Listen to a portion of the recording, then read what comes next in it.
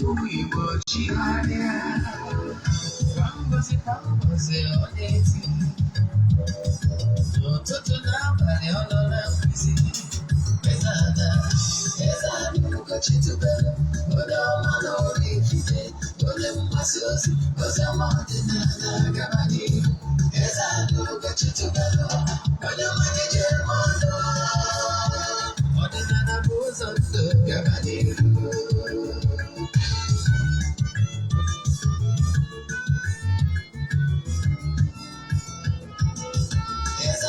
Ugochi tubelu onye ọma n'Oraifite onye mgbasa ozi oziọma ọdịnala Gabani Eze-Ana Ugochi tubelu onye manije ọnụ ọdịnala bụ ụzọ ndụ Gabani Eze-Ana ga-adị Ugochi tubelu ga-adị Ugochi tubelu temple ọ ya adị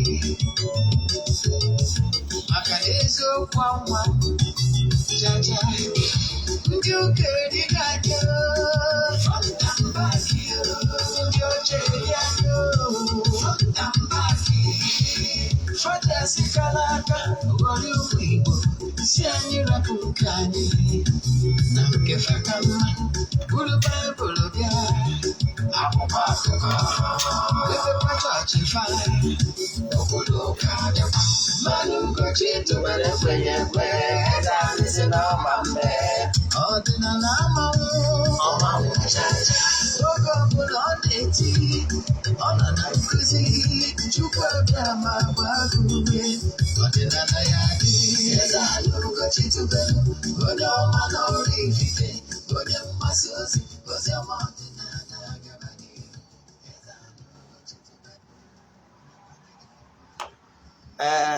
ọtụtụ ọmanụ anyị abịakwanụ n'oge awa nke eziokwu oge anyị ji awa eziokwu niile agba nke ọ bụ mụ nwa Ogbuefi Eze-Ana Ugochi tubelu na-anọ n'isi ya a sị nka chitata bụ orie ritere anyị ihe ọma ma ripụrụ anyị ihe ọjọọ maka ndị ọpụta abụ izizi ha na-afụ m na soshal midia afọ mbụ Ogbuefi Eze-Ana Ugochi tubelu Oraifite abụ m onye isi nchụaja na Ugochi tubelu ọdịnala tempụl anyị na-agba afa miri emi lụkwazị ọrụ mmụọ dị iche iche bụrụkwazị onye isi nchụaja na ọdịnala restoration prayer ministry bụrụkwazị onye mgbasa ozi ọdịnala Igbo you can call me an ọdịnala evangelist I will answer n'ụbọchị tata n'oge awa nke eziokwu nkụzi anyị ji bịa tata bụ signs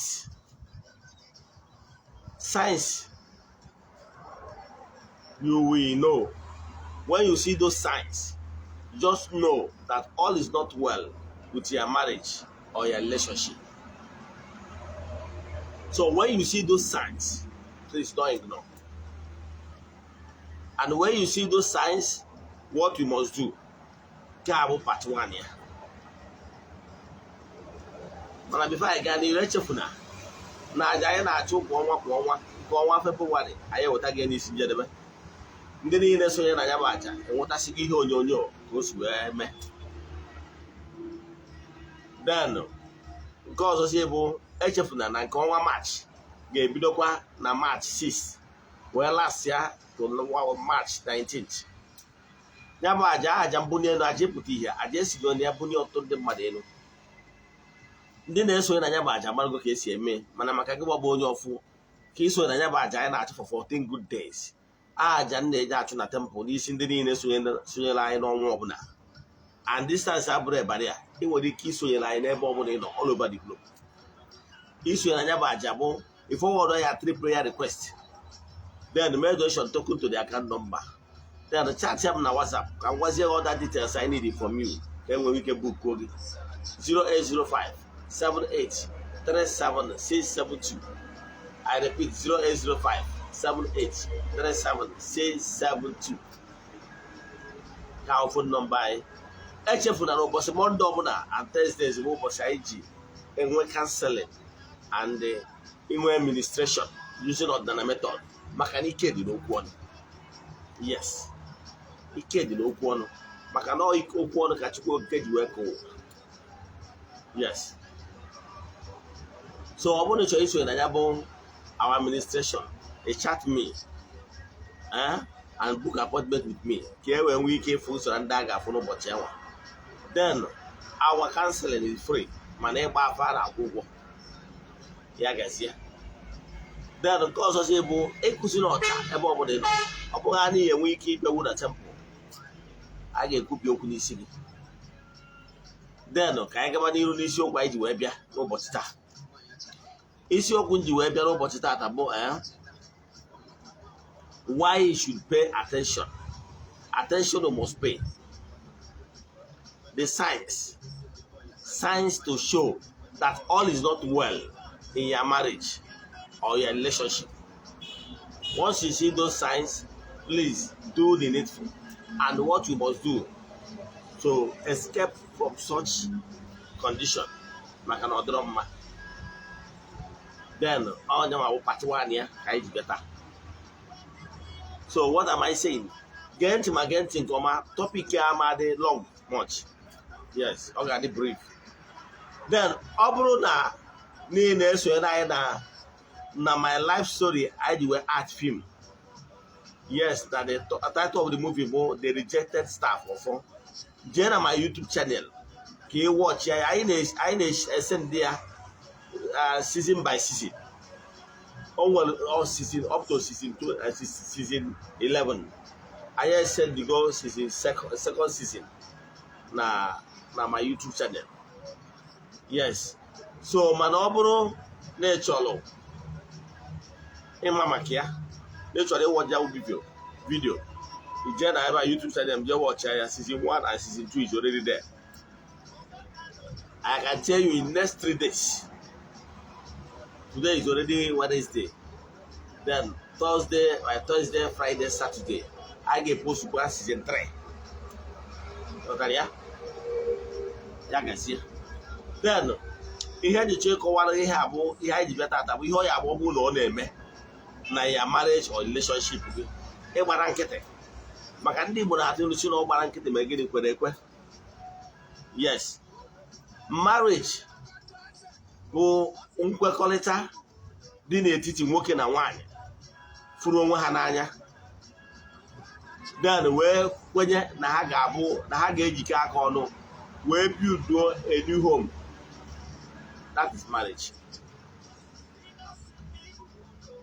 Then those people are in relationship that will lead to marriage.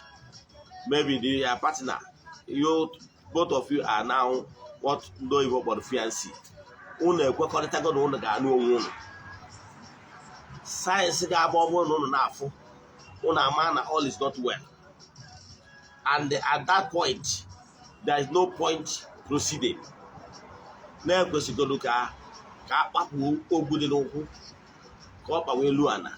is meaning what is pinching. So I hope God what is pinching, so that can work comfort between the two people involved. Kembo. Nagena any married, whether me nwoke me nwaanyị.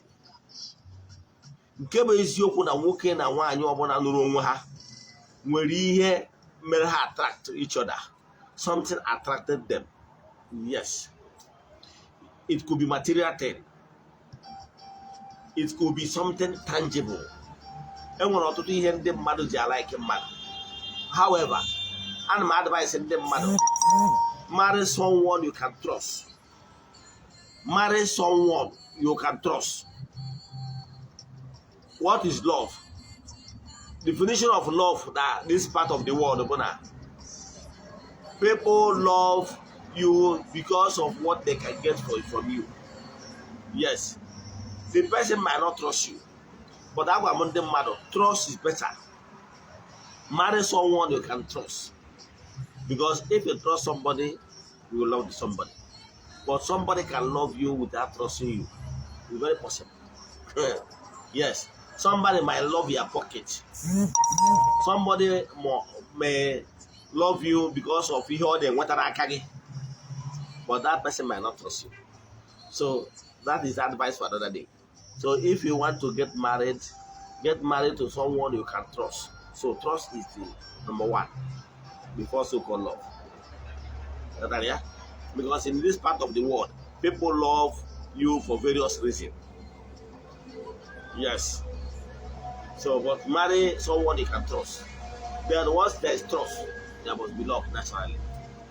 Then ihe anyị ji bịa n'ụbọchị taata bụ mmadụ na-abụ ọbụla agreed to live together, whether ha ka nọ na state of fiancé na mana ha ekwekọrịtago na ha ga-anụ onwe ha ma ọ na ha anụghị anụ official. Ihe dị mkpa bụ na unu na-abụ ga-adị sure and na-enwere m ekwenyesi nkwesi ike na-enwere ihe attraktara unu together unu ji wee nwee ya bụ nkwekọrịta eziokwu. Now kedu ihe na-emezinu science? Ikwesịrị ịgba ọsọ mmiri n'oge ọ bụrụ mgbe mmiri zuru gị ahụ. Ịghọtara ya?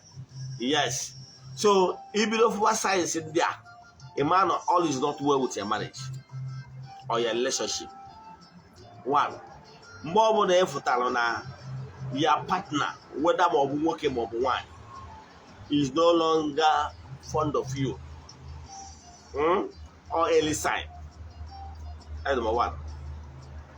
When you notice that your partner is no longer feeling at ease with you, obere ihe ọbụla email ọ na-agbakasị ya ahụ, abana nkịtị. Number three, when you notice that your partner anaghịzi missing, is no longer missing you, whether ma nwoke ma ọ bụ nwoke ma ọ bụ nwanyị, you notice that your partner is no longer missing you, has so many options. Number four, when you notice that there will go communication gap between both of you. Obviously, all your partner are they comfortable staying alone. When I had waste time for communication, and we go communication gap. I go. Is a dangerous sign. Number five, more when you notice that your partner now always complain virtually in everything you do. Those things all that complain before. My name is here nowadays. He or she will complain. It's a sign. Then number six, when you notice that you are no longer attracted to your partner, you didn't go to sexual urge. Therefore, that is, I will go to work on those good men. He has seen I men no, will be men or the men no, he had it too. More the wine, the Bruno, why I men no, he had it all away with it. Number seven, when you notice that it says they are not editorial now. Now, nothing into extinction is a good sign. Now, all is what you want.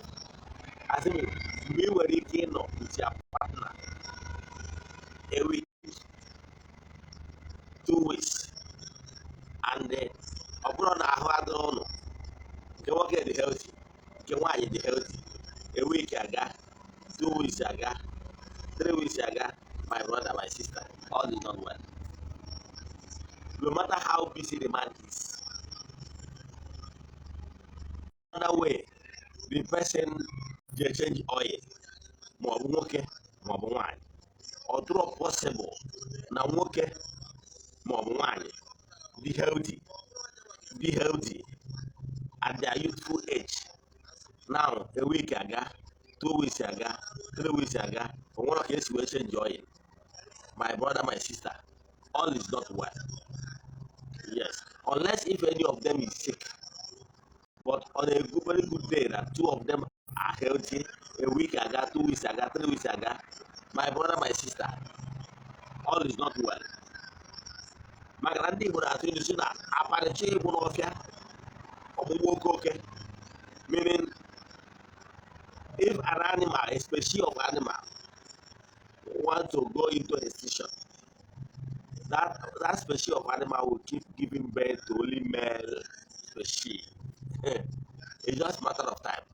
The whole species will just go extinction. So whenever sex is so scarce in relationship, believe me, that relationship is a shambles. Yes. The truth of the matter is that there are some certain things, ingredients that lubricate marriage or relationship. And once that lubrication is no longer there, you will experience stiffness. Yes.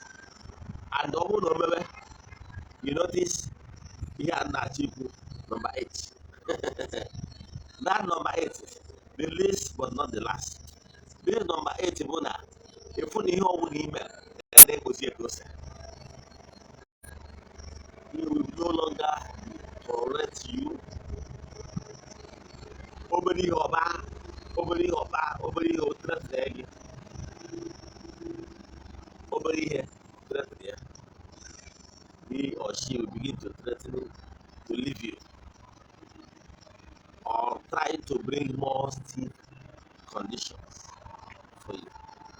It shows the root sign that the marriage lubricant is no longer performing. The lubrication is no longer there. So the marriage or relationship is heading for collapse. Ịgbakọta nkịtị, ejiọkwa ihe a na-agbara ntị agba n'anya. Iwere ihe a na-agbara ntị gbaa n'anya anyị akpọ. Ọ na-adị mwute na ụfọdụ ndị mmadụ nwere ike ha agba nkịtị tiri mgbe mmiri juzere awa ọnụ. Ọ dịka onye nke kpọrọ nta nọrọ na mwute na marriage ya this ceremony na marriage ya collapse go na marriage ya collapse go. Reason marriage ya jigoro nwa. Yes, mana nke nwaanyị nọ si another place, another state, while the D and another place. That they separate go. The marriage collapse go to the sense or extent of irreparable.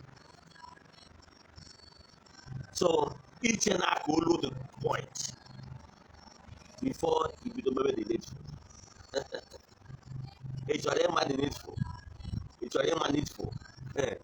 Join me tomorrow. Part 2. I was here, I go to why he was a man in order to save your marriage or relationship. Magani Hoya Mara. What they don't know is only a mystery to you and not to all.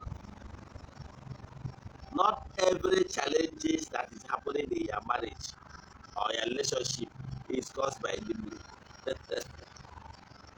Yes. Or caused by your notes. Yes, I'm not saying that your notes or the mood cannot cause, or even your hair or whatever cannot cause it. Yes. But some is for you. Yes. Whether we work with one, and with so many other things that can be responsible for collapsing of your marriage. Join me tomorrow by 9 a.m. No get one case you. Can for the 6 months. Yeah, guys, yeah. Oh, why did you when I could see a more or we hold that book to Lanya? Send the other message na September 16th. Because I had to work in Gabriel in the video to Salia Dono.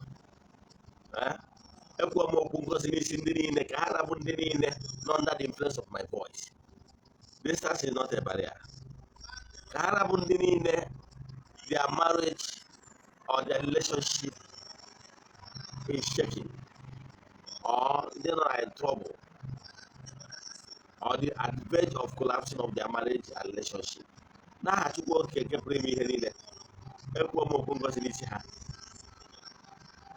May the Almighty Father, may you protect those relationships and marriages. May you give them grace by this topic. by the power that follows this topic, may they resuscitate their state. May they rebuild their union and their relationship to the glory of your name. Let us see where as your glory, only a glory. You are not far enough. You are not far enough. Ndị niile ka ha rabụ ndị na-ebe akwa na marriage ha nọ na the verge of collapsing or their relationship is about to collapse. May they receive help. May their marriage and relationship be restored. That you go to the